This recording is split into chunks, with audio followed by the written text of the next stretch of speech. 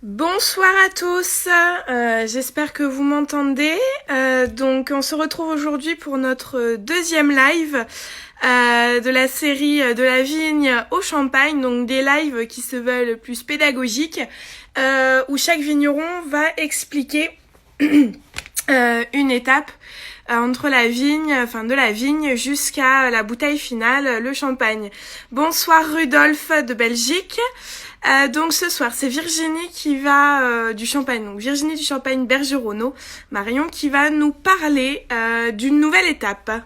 Alors, elle est connectée, elle va nous rejoindre.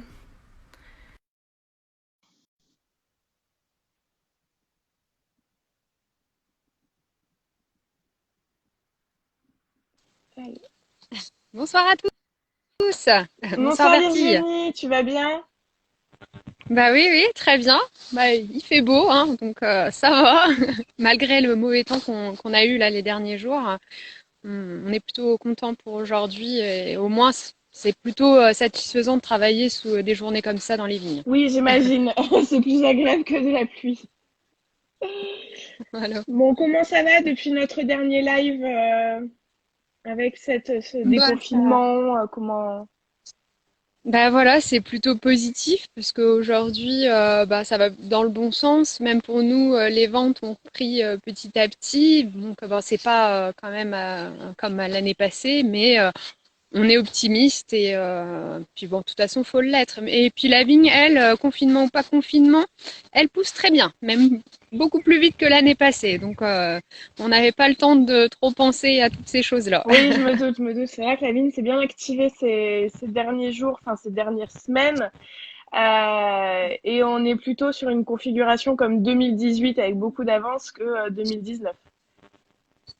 Exactement. Oui. Donc on va saluer tous ceux qui nous rejoignent sur le live. Donc nous sommes avec Virginie du Champagne Bergeronneau Marion qui va ce soir nous parler donc de l'étape de l'ébourgeonnage, du relevage et du palissage. Voilà. Donc, trois étapes qu'on appelle aussi les travaux aux envers, et dont une où on est en plein dedans. Donc, ça va être plutôt simple à vous l'expliquer là. C'est pour ça que je me suis mis dans les vignes, hein. Je me suis mis en circonstance totale pour D'accord. que tout le monde comprenne bien. Voilà.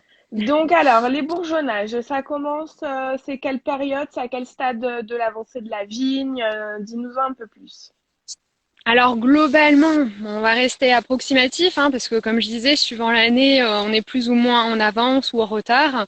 Donc ça peut être de fin avril, ce qui s'est passé cette année, jusqu'à début mai, et ça dure à peu près 3 semaines. C'est assez long, mais pas par rapport à la taille, hein, ça n'a rien à voir. Mais dans les travaux en verre, ça reste quand même assez long. Et en fait, on est vraiment accroupi. Alors après, je vais vous montrer avec la vidéo, on va aller voir directement un pied de vigne. Donc, ça reste aussi très physique, hein. On fait des steps, on n'arrête pas, ou sinon, c'est le dos. On plie notre dos sans arrêt.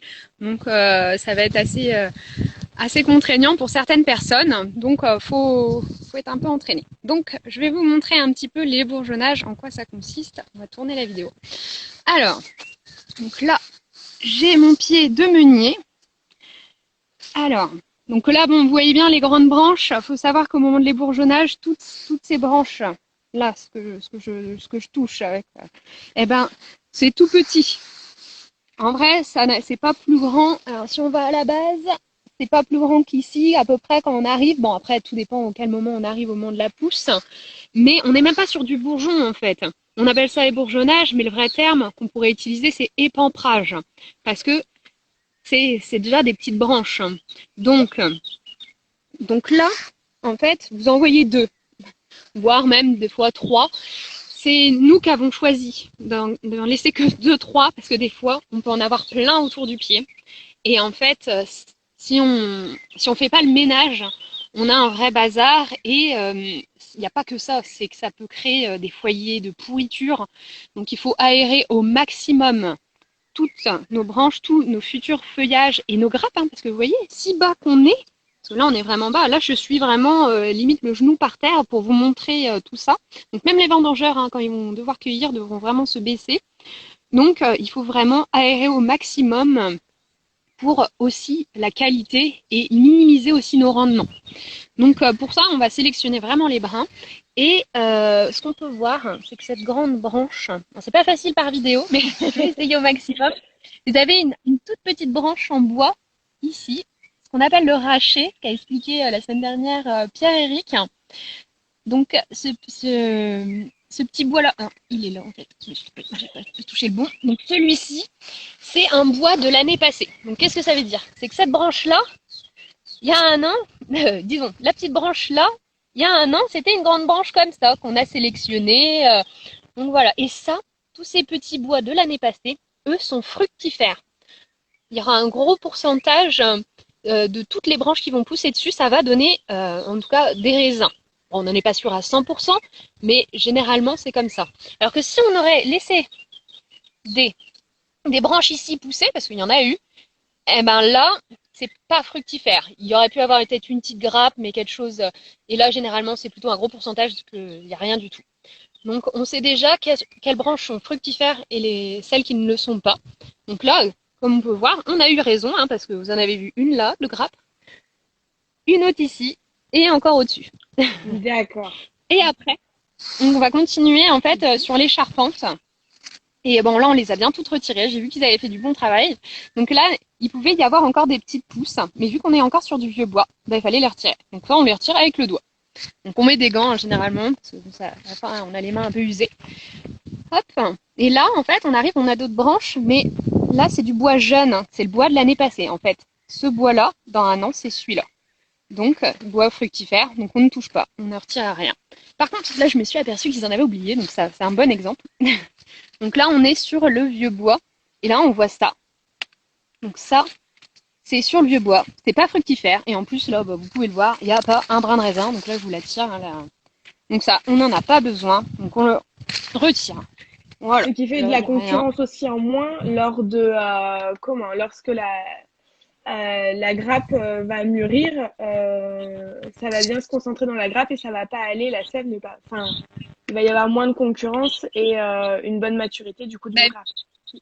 Puis une meilleure qualité parce que comment dire, l'humidité va moins se concentrer, même le vent en fait va plus facilement sécher parce que quand ça va pousser, après si une aigle, si ça les feuillages sont tous ensemble agglomérés, ça va créer un foyer d'humidité et après de pourriture aussi à l'avenir.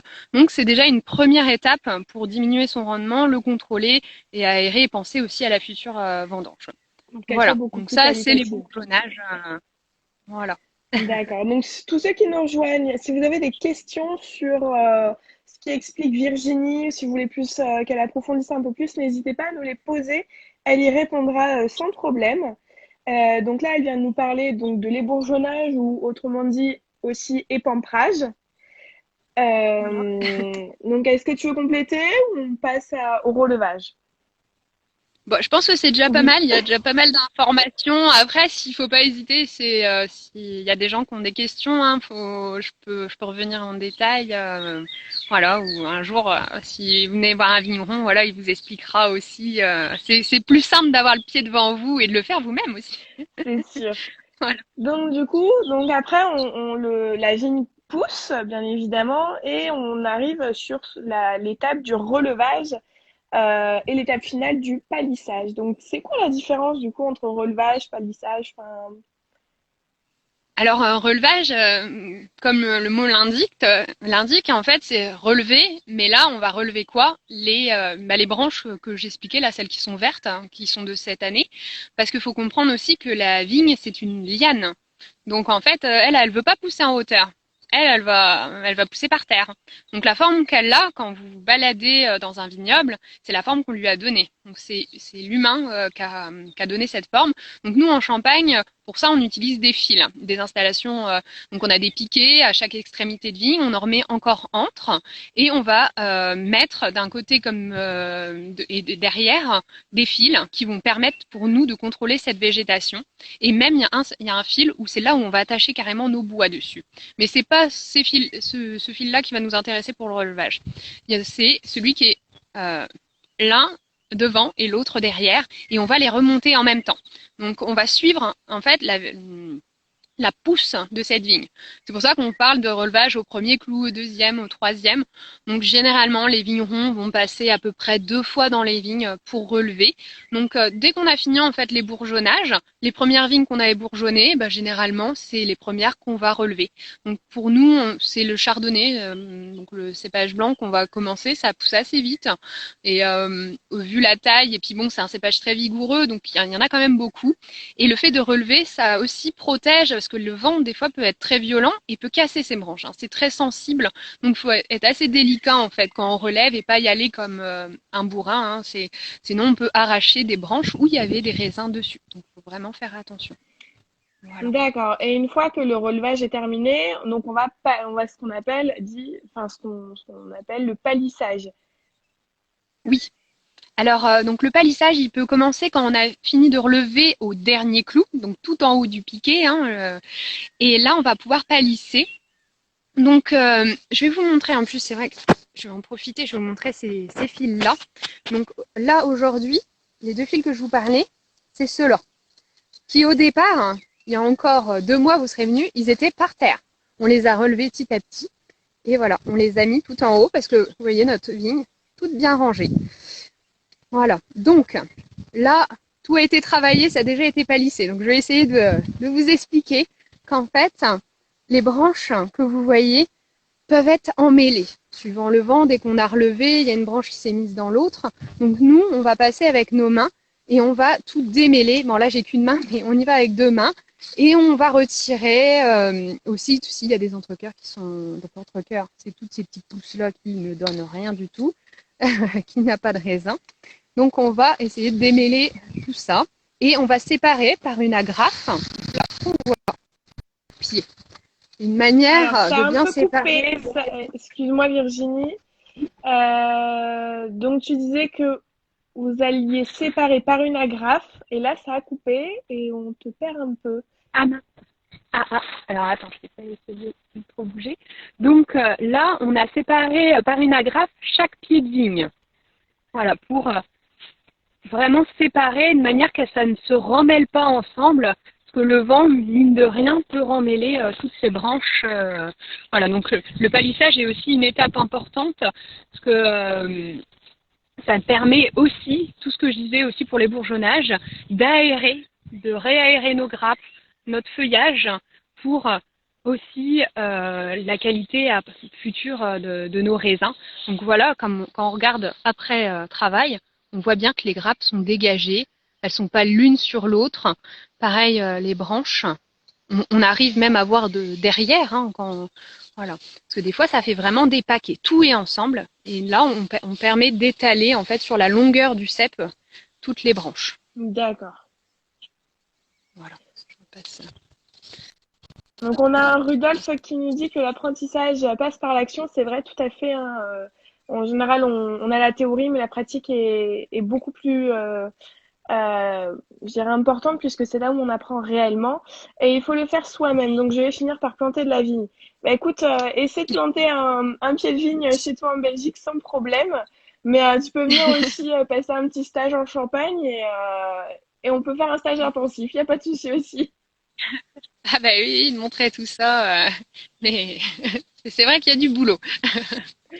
Oui, tout à fait. Donc, c'est vrai que du coup, ces 3 étapes de travaux en verre sont vraiment essentielles pour établir une bonne future vendange et que comment notre raisin soit qualitatif et aussi plus facile à récolter vu que les grappes sont dégagées avec le palissage et que